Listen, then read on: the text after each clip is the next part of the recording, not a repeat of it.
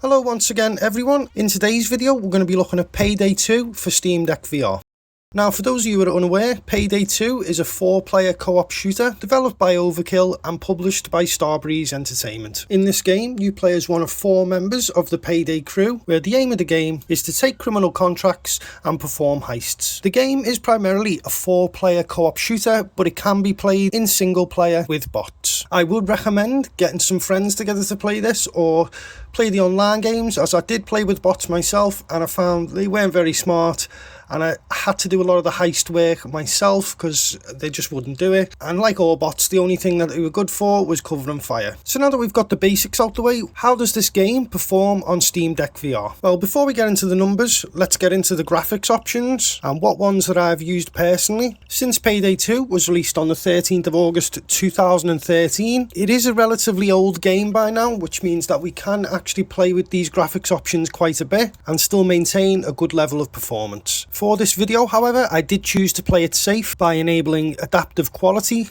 putting the textures on high and keeping most other stuff on normal or default. I did make sure to turn off anti-aliasing and ambient occlusion, but I did enable parallax mapping just to give environments a bit more depth. And I am on my SD card, so I did put my streaming chunk down to 512. But if you are on internal storage, feel free to make this a little bit higher. Now, the reason I've chosen a more safe option for this and why I wouldn't recommend that you go too high with the graphics settings is that even though the game is quite old, it has a lot of things happening. There'll be tons of enemies on screen at once, everyone shooting, tons of objects. So just as a safety precaution and to avoid projectile vomit, just make sure you don't go too high with those settings. There's also been a substantial amount of content that has been added to this game since 2013, which over time has affected the performance on lower end machines, but in my testing it still worked completely fine. There's also a separate menu where you can edit VR options. So as you can see here in the interface, you can calibrate your height and tweak some of the UI elements so they're a bit closer to you.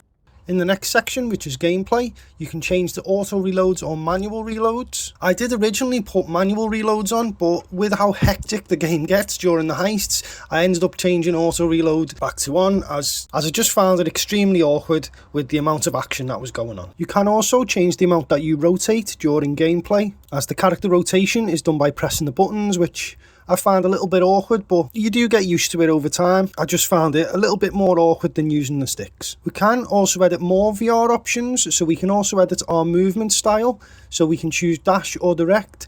And I chose to stick with dash and direct, as I'm not really a fan of teleporting in VR. You can also edit the length of time that you do dash once you start running, which for myself, I just kept this to short.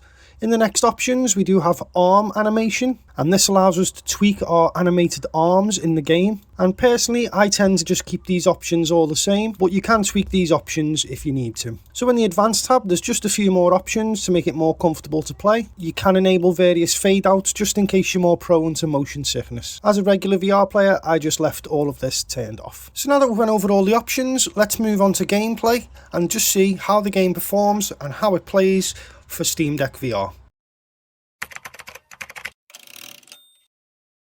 So I'm in game now. I'm just going to set up a simple bank heist. Bane wants us to do a classic bank hit, and I'm going to leave the difficulty on normal, and I am playing on the single player mode. So I did encounter a small little bug when I tried to load a heist. At first I wasn't actually sure if it was a bug or it was something to do with Steam VR, but as you'll see from the footage in a second, I do find the solution to it. As I was loading, I had to recenter my character because it seemed to go a bit off during loading, but then while it was loading, all of a sudden everything loaded out and I was stuck in this Steam VR space with no game on the screen. I did lift my head from my headset and just double checked that the game was actually running, and there was things on the screen and my VR was working fine, but it just wasn't showing up on the Steam VR display. I did find a fix for this issue, and it was relatively simple. Just disable legacy reprojection when you're on the loading screens, and then the screen should render fine, and we can turn it back on once the screen has displayed correctly.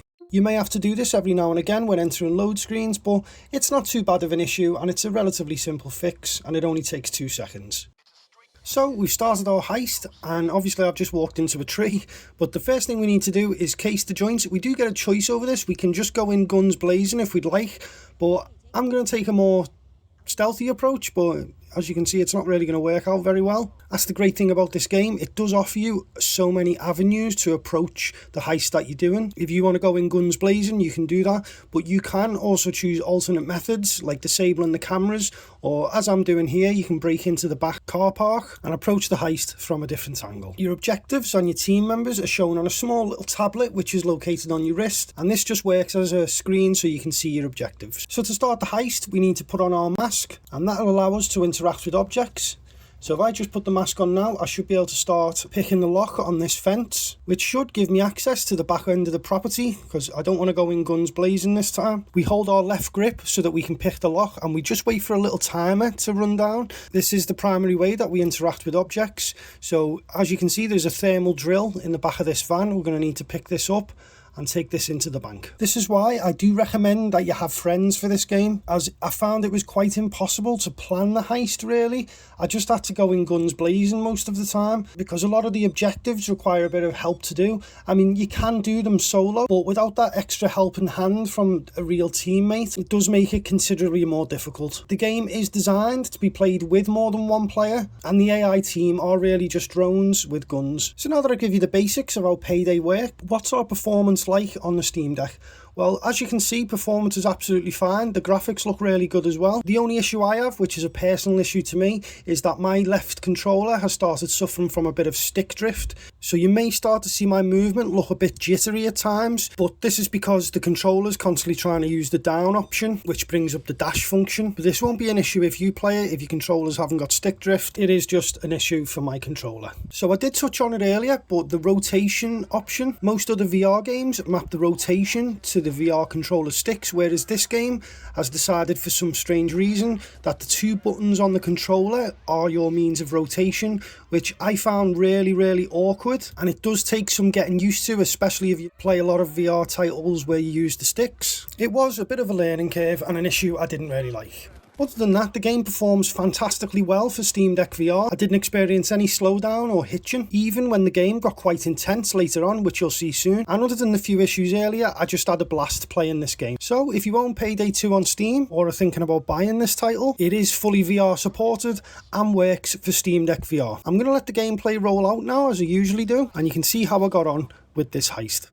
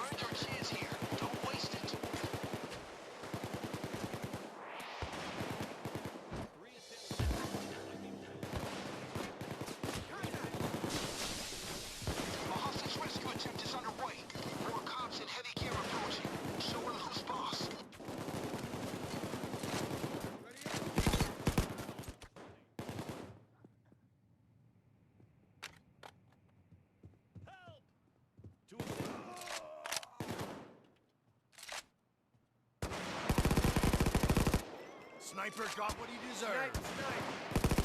Sniper down.